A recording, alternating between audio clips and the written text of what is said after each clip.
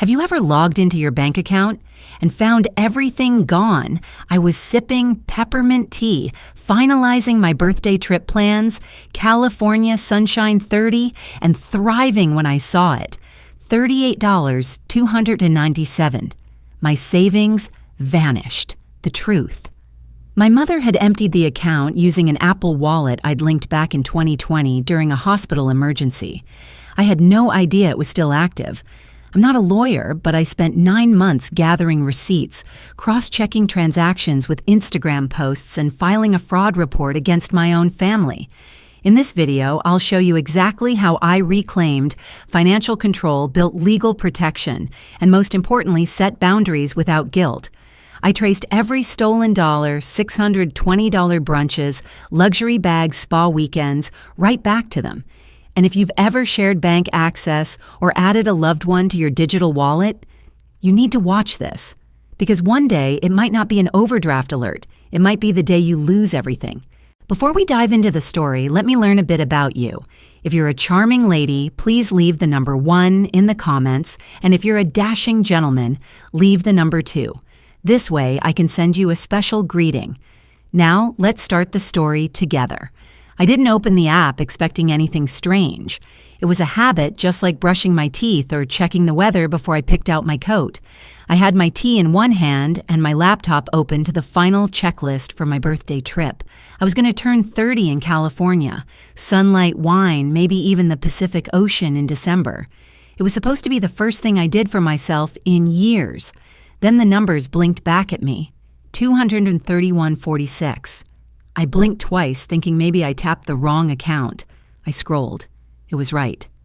My savings account, once sitting comfortably at $38,297, was empty. Gone. Every cent. I didn't move for a few seconds. The steam from my peppermint tea fogged the corner of my laptop screen, and the cold wind outside kept tapping like it wanted to be let in. My apartment was quiet, clean, and full of sticky notes, reminding me of work deadlines and grocery items. But none of them said, call your bank, because you're suddenly broke.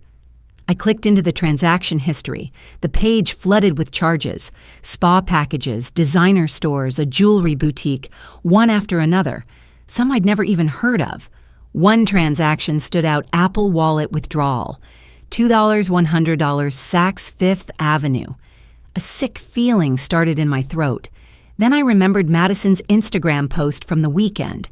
She was wearing a blush pink robe holding a mimosa with, "Sometimes you just need to spoil your soul," scrawled in cursive over a carousel of images. New nails, a shopping bag from Balenciaga. I hadn't liked it at the time. It felt off, like she wasn't the one paying for any of it. I tapped the bank's customer service line. A gentle chime, a long wait. Then finally, a voice. "Thank you for calling First National. This is Kate speaking. How can I assist you today, my account?" I said, trying to keep my voice steady. "My entire savings is gone. I didn't authorize these charges." Kate pulled up my information. I see multiple charges linked through Apple Wallet. There's a secondary device on file, an iPhone registered under Karen Brooks. My breath caught. That's my mother's. It appears the card was added by you in 2020. Emergency permissions. You had a hospital charge, then I did, but I thought it was temporary. Well, the device stayed linked. All recent transactions were routed through that device. Would you like to dispute them? I didn't answer immediately. My fingers were cold, but my back was sweating. Yes, I need to start a dispute. She walked me through the process, but the words blurred. Fraud, evidence, waiting period. The word that echoed loudest was linked. I had done that. I had set it up. The knock on the door made me jump. Jenna walked in holding 2 paper cups and a bag of something warm. I brought muffins. "Blueberry, not raisin, you're welcome." I barely smiled. They took it. "Who, my mom?" I turned the screen toward her.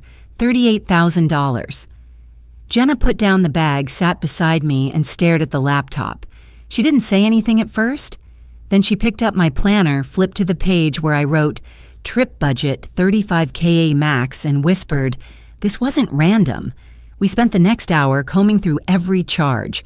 Jenna matched the timestamps to posts and stories from Madison's social feed.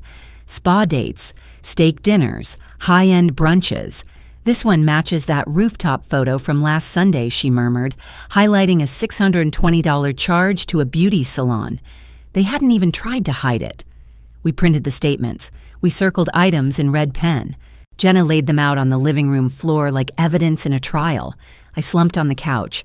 I saved every bit of that. Since college. No vacations, no splurges, just... I know, she said softly. You're the most responsible person I know. I laughed once, dry and small, and I gave my mom access. It's my fault. She shook her head. Trust isn't a fault. There was a ping, an email from the bank. The final confirmation that the disputed charges were officially flagged. I opened it. Inside, in black and white, all charges processed via Apple Wallet device ID ending in C4E7 Karen Brooks. Client authorized device in 2020. No evidence of reauthorization. Eligible for internal fraud review. I stared at it. That line, no reauthorization, stung more than I thought it would. Like the bank itself knew I didn't see this coming. Jenna sat beside me, quiet. You need to confront them. I nodded slowly, my eyes scanning the final spreadsheet of transactions. It didn't look like a bank record anymore. It looked like a story. One I hadn't written. I stood up. I need to see them. In person. Jenna didn't flinch. Then I'm driving. My mother answered the door like we were coming over to borrow sugar, not to address $38,000 worth of theft. She wore blush pink silk pajamas, slippers that still had retail stickers on the soles, and fluttering lashes fresh from an appointment I probably paid for. I noticed the manicured nails as she pushed the door open wider. They weren't hers last month, now they gleamed like glass. Oh, she said, voice soft with a syrupy edge. I thought you were in California already. I stepped inside without a word. Jenna followed close behind, clutching the folder we'd prepped the night before, bank statements, social media screenshots, dates, timestamps. I didn't come to negotiate. I came to say things out loud. The living room still had the old recliner with Dad's imprint on it, the fireplace with garland half-draped, and lights trailing like a forgotten sentence. But in the kitchen, something glinted new stainless steel appliances, and on the counter, an espresso machine I'd never seen before. Probably a gift to herself, or maybe a mental health necessity for Madison. The smell of vanilla creamer hung in the air too sweet. Mom gestured toward the kitchen. You want coffee? It's the new DeLonghi. It steams milk like a dream. I'm good, I said, staring straight at her. I'm here about the money. She blinked, then smiled with a kind of forced brightness. Like this was a misunderstanding we'd laugh about later. Sweetheart, it's not like we took it. It was just borrowed. You'll get it back. You used the Apple Wallet linked to my account, I said. You withdrew everything. She gave a small laugh. Well, we thought you wouldn't mind. Madison's been going through a lot. And you weren't using it. Not using it. My voice cracked. I was planning my birthday trip. I've worked every weekend for 3 years. She needed a reset. My mother interrupted, suddenly serious. You know how hard things have been for her. Before I could respond, Dad appeared at the top of the stairs, still in a worn polo shirt and jeans. He looked down at us like we were blocking his way to the fridge. What's all this? I'm here because $38,000 disappeared from my account, I said clearly. Dad groaned and walked down. Oh, for crying out loud. Natalie, you always make everything dramatic. She took my money, I said, pointing to Mom. No warning, no conversation, just gone. Mom's voice rose in defense. We didn't take it. You act like we robbed a bank. You did, Jenna finally said, her voice calm but firm. You just used a digital key instead of a crowbar. The room went quiet. My mother's face darkened. You always act like you're better than us, Natalie, just because you save a little, make plans. This wasn't a little, I said, trembling. This was years of saying no to things I wanted so I could build something. Dad crossed his arms. And what would you have done? Spent it on a beach trip and fruity drinks, I snapped. It was my money.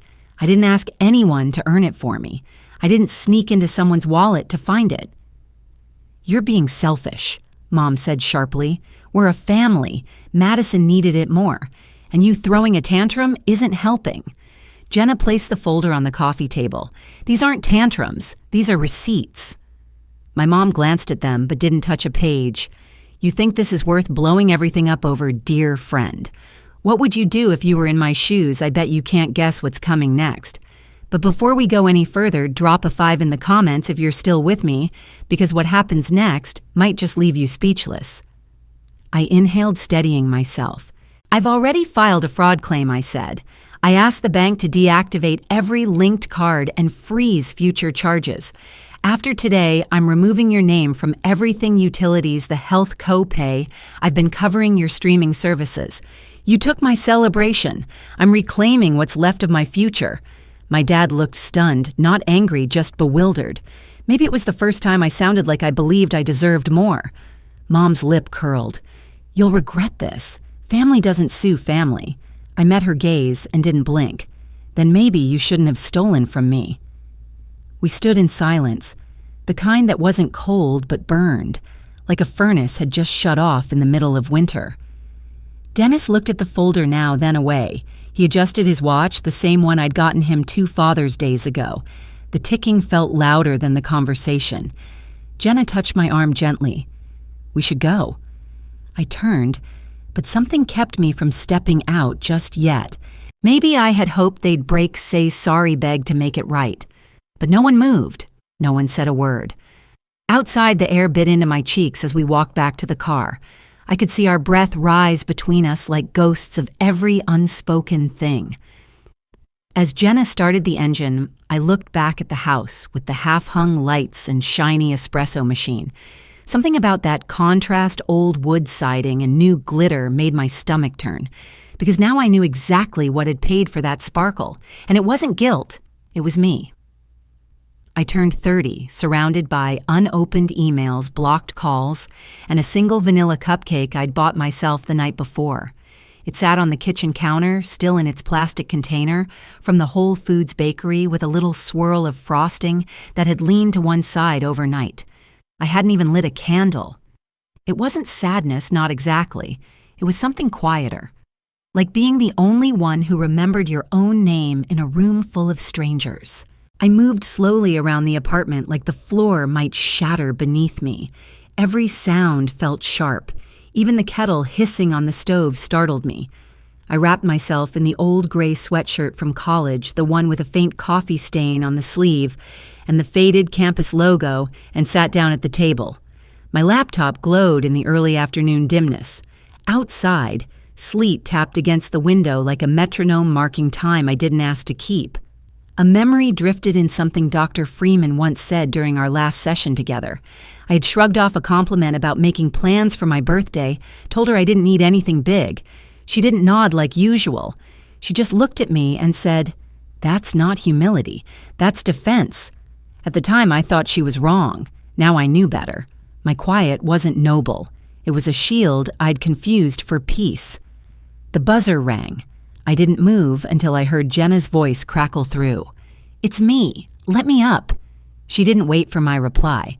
A few minutes later, she stepped in her hair, damp from the sleet, holding a little bundle of flowers in one hand and a box from the bakery in the other. "I didn't know what kind you liked," she said softly, "so I got 3. I tried to smile, but my face refused. She set everything down on the counter and sat beside me, not saying anything for a while. The flowers were peonies, still half closed. I stared at them, grateful they didn't bloom too fast. After a few minutes, Jenna nudged the laptop. Still working on the report, I shook my head. "It's done. I just haven't clicked submit." She didn't say anything, just reached into her bag and pulled out a thermos of peppermint tea. The scent filled the room, cool, clean, familiar. She poured 2 mugs. We sipped in silence. I pulled my phone closer, not to check texts, I had stopped doing that, but to scroll through social media. And there it was. Madison glowing in candlelight, a table full of friends, brunch spread like a magazine shoot. The caption read, "Grateful to those who see my heart. Healing journey. Blessed birthday." I swallowed the bitterness rising in my throat. There was the spa robe from Monday's charge, the sushi tower from Thursday, the same sunglasses I saw in the receipt for the designer store in Edina. Another ding this time from my texts. My mother, of course. Your father isn't feeling well. All this tension isn't good for him. We're family. Families work things out. You're being dramatic again, Natalie. I turned off the phone and let my hands fall into my lap. I didn't cry. I just sat still like grief had traded its loud mourning for something heavier. Not weeping, but weight.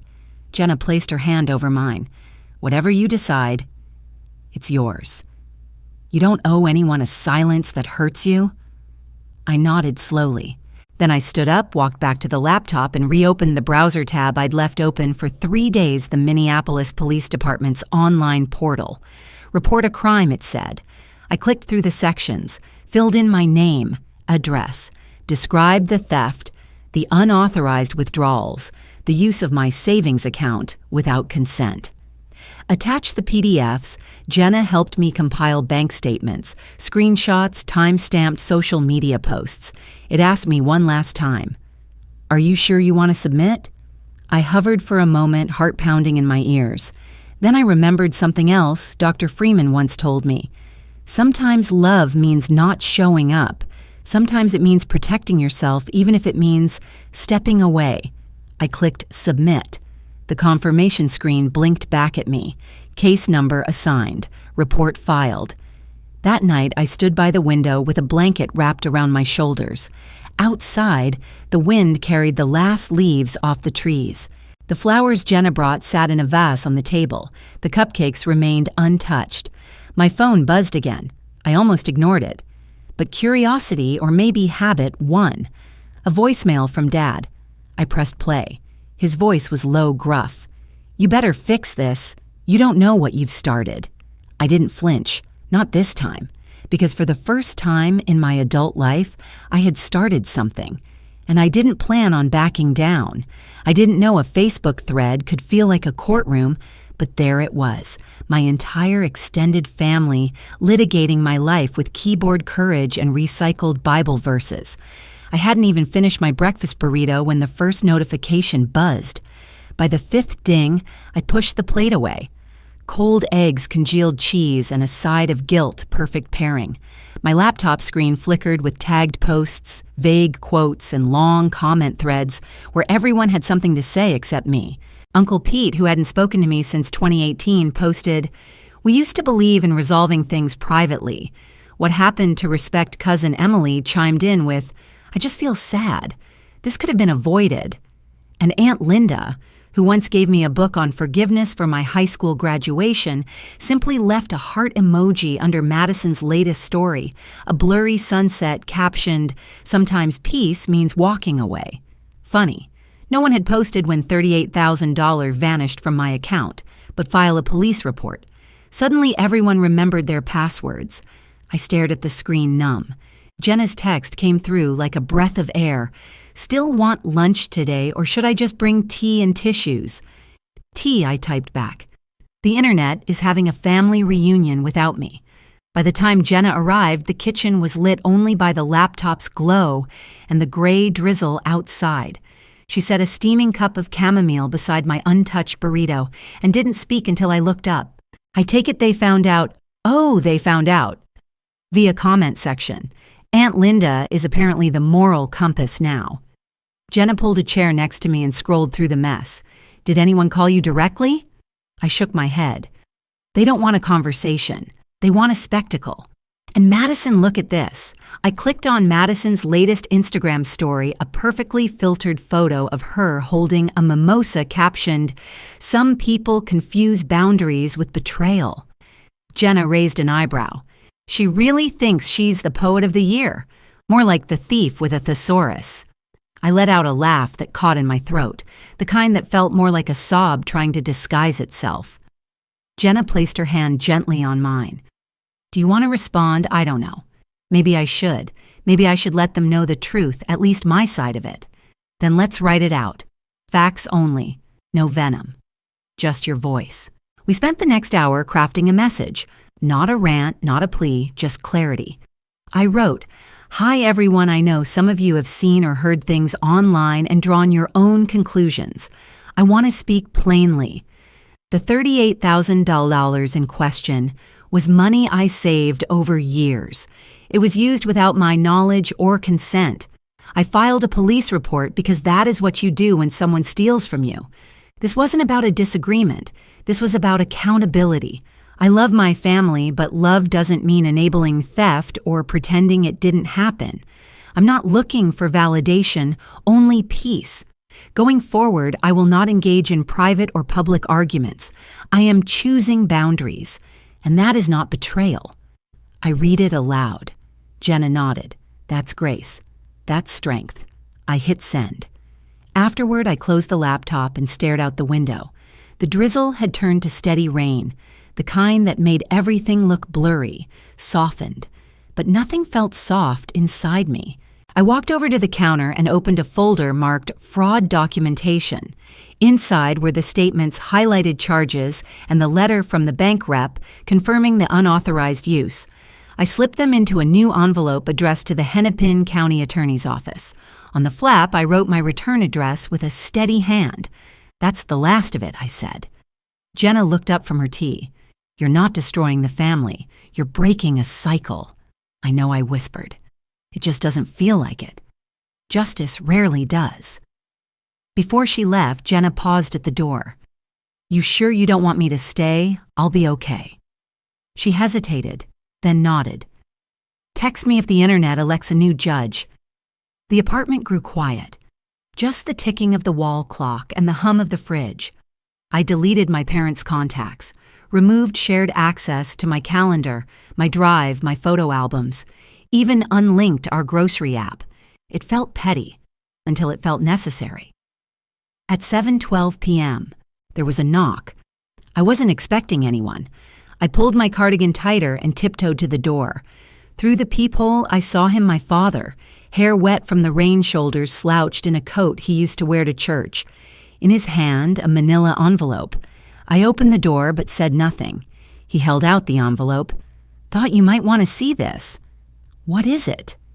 His voice was flat. "Your mother wrote something. Don't know if it's an apology or a lecture. Maybe both." I didn't take it. "Leave it on the mat," I said. He hesitated, then knelt, set the envelope down, and stood. "You better fix this," he said quietly. "You don't know what you've started." I met his eyes. "No, Dad. I know exactly what I've started." He turned without another word. The stairwell echoed with his footsteps, then nothing. I stood there for a long time, the envelope at my feet, and I didn't pick it up. Not yet. "I'm still your father," he said, water trailing from his coat and dripping onto my rug. "You don't get to erase that." I looked at him, at the man who used to carry me on his shoulders through snowbanks, who once built me a dollhouse from leftover wood in the garage, and I said it anyway. "Funny. You erased $38,000 without blinking." The envelope in his hand trembled slightly. Or maybe that was just me seeing him for who he really was, an aging man cloaked in pride, holding on to the scraps of control he thought he still had. I stepped aside wordlessly, letting him in. He didn't remove his shoes, didn't comment on the soft jazz playing in the background, just walked to the coffee table, placed the envelope down like it might explode, and sat. The couch groaned beneath him. "I told your mother this was a bad idea," he muttered, "coming here, but she insisted, said you deserved to hear her side. And yours, I asked." He looked up at me. "My side's simple. You've always had more than you needed, Nat. More than we did. We thought, maybe this time you'd share without keeping score." The audacity was staggering. I moved to the kitchen, needing something to do with my hands. The kettle was still warm from earlier, the peppermint tea bag limp in the sink. I poured fresh water and started it again, the whir of heat filling the silence between us. "So you took my savings," I said. "For fairness, for family," he corrected. I leaned against the counter, arms crossed. "You could have asked." He said nothing. The tea clicked off. I poured it, added a touch of honey. My hands didn't shake. I saved that money for 3 years, I said, walking back toward him. Every bonus, every skipped dinner out, every time I said no to something small because I wanted something bigger later. He looked away. You knew what it meant to me. You saw me plan that trip. Heard me talk about what 30 meant to me. Still nothing. I wasn't being selfish. I was setting a boundary. Something this family treats like a threat.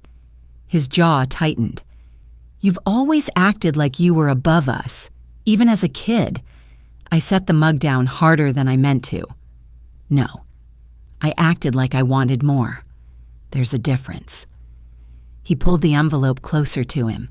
You're making this into a war. No, I said again. You made it a theft. I made it a report. We stared at each other. Then I reached for the folder on the coffee table. Neat labeled tabs, chronological screenshots, highlighted bank statements, the work of someone who doesn't accuse lightly. I slid it toward him. This is what I gave the county attorney. He didn't touch it. He reached into his jacket, pulled out his glasses, and finally opened the envelope. He read for what felt like an eternity, a single page handwritten, my mother's looping script, familiar and cold all at once. I knew she'd alternate between guilt and blame, and that it would end with some variation of, "We're still your parents." When he finished, he folded the letter and held it out. I didn't take it. "I don't need to read it," I said. "I've lived it." He put it back in the envelope slower this time. "We never wanted this to go so far." "Neither did I said. "But you didn't stop when it was just money. You kept going when it became disrespect, and when it became silence, and when it became entitlement." He looked at me again, tired, weathered, still unwilling to say the one thing that mattered. "I'm sorry." Instead he said, "You'll regret this someday, Natalie. I already regret trusting you for so long." I opened the door. He didn't move. "I mean it," I said. "This is the last time we speak unless it's through legal channels. And that's your choice, not mine."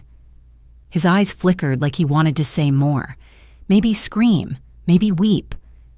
But he just nodded, one small sharp dip of the head, and then he walked out into the drizzle. I didn't cry. Not this time.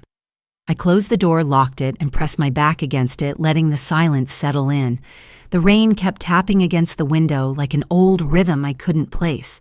It sounded like the week Madison had mono in 10th grade and we built a pillow fort in the living room. We used to huddle inside flashlights and peanut butter crackers, whispering secrets only sisters could understand. That was before secrets turned into strategies and love became a transaction. Back then, she asked if we'd live next door to each other someday. I told her yes. I meant it. I walked over to the kitchen mug, still warm, and stood by the sink. My reflection in the window was faint ghost-like. Hair pulled back, college sweatshirt faded at the sleeves. A version of me who had bent and bent and bent. Until this year. The silence stretched. A soft ping from my phone broke it, Jenna checking in again. "You okay? Want a call?" I stared at it, then slowly typed back, "No call, just breathing. Thanks." I scrolled up to reread our thread old photos memes we'd exchanged when things started unraveling. She'd been the first to believe me when I said something didn't add up. The first to say, "You're not crazy, you're just finally noticing." I picked up the envelope from the table and slipped it inside a drawer. Not trash, not displayed, just parked. Like a file I might revisit or might never open again. At 11:43 p.m., I opened my bank app. Everything was frozen now, safe. Just seeing the zeros where they were meant to be felt like standing on solid ground. My breathing steadied. This wasn't peace, not yet, but it was the start of something close. I turned 31 with sand in my hair, sea salt on my skin, and no guilt in my chest. The sun was beginning to dip below the horizon, painting the sky in gold and violet ribbons. I stood barefoot on the deck of a beach house Jenna had somehow kept secret for months. The wooden planks were warm beneath my feet, and the breeze smelled like salt and eucalyptus. Inside, someone laughed a full, belly-deep sound, and I could hear glasses clinking behind me. Dr. Freeman once said that freedom doesn't always come with applause. Sometimes it comes with silence and peace. At the time, I thought it was just something she said to make me feel better about walking away from my family. But today, watching the tide roll in and the sky stretch wide with no one asking anything of me, I finally understood what she meant. This wasn't the birthday I had imagined when I was saving for that California trip. It wasn't the trip I'd planned down to the spreadsheet with restaurant reservations and sunrise hikes. But it was mine. Fully, quietly, joyfully mine. I hadn't told many people about the plea deal, just a few close friends, Jenna included. After months of back and forth with lawyers, the resolution had arrived in the mail like any other bill, unremarkable, and folded into a manila envelope. Probation. Restitution payments spread over 3 years. Court-mandated counseling for both of them. My parents never looked me in the eye during the hearing, and I never looked back once it ended. Madison had texted. Then again. And again. At first it was guilt. Then silence. I never responded, not because I hated her, but because some wounds don't need replies. They need distance. I'd found peace not in revenge, but in routine. Morning walks, therapy Thursdays, group hikes with people I didn't need to explain myself to. The kind of peace that isn't loud. The kind that slips in unnoticed until you realize your shoulders have dropped, your jaw isn't tight, and you're no longer rehearsing arguments in the shower. Here, Jenna said, appearing beside me with a wine glass and a small wrapped package. Before everyone gets too tipsy to toast properly. I opened it slowly. Inside was a linen-bound journal with a quote embossed in gold on the cover. Define it for yourself. I figured it's time you stopped borrowing definitions from everyone else, she said, smiling. I held it for a long moment. The weight of it, the stillness of this moment, it all felt earned. We clinked glasses.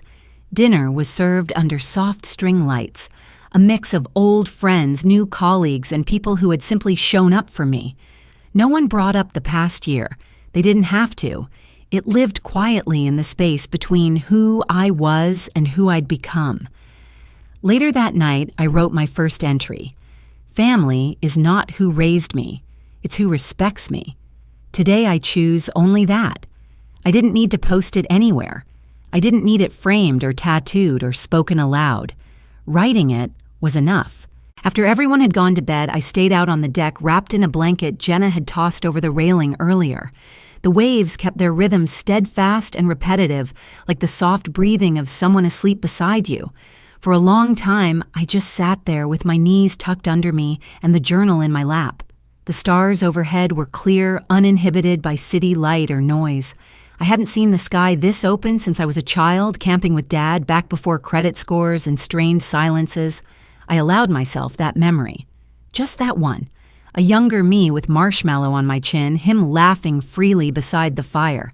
That girl had deserved so much more than what came next. There was a time when I believed the hardest thing in life was cutting people out.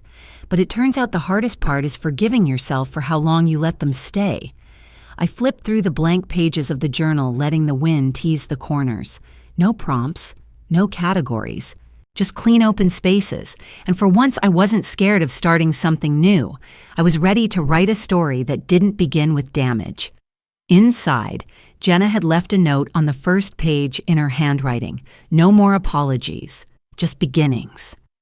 I closed the book, pressed it to my chest, and let the salt air fill my lungs. There would still be questions, maybe guilt, definitely grief. But grief, I'd learned, is not the absence of love. It's the shape it takes when you stop lying to yourself. And as the moon lit the waves with silver and the wind pulled at the hem of my blanket, I whispered something I hadn't dared say aloud in years. I deserve this peace. For the first time in my life, my birthday was mine, and that was enough.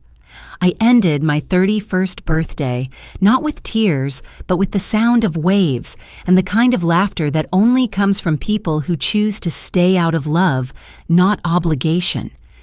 Maybe freedom doesn't need to be recognized by anyone else. It just needs to be honored by ourselves.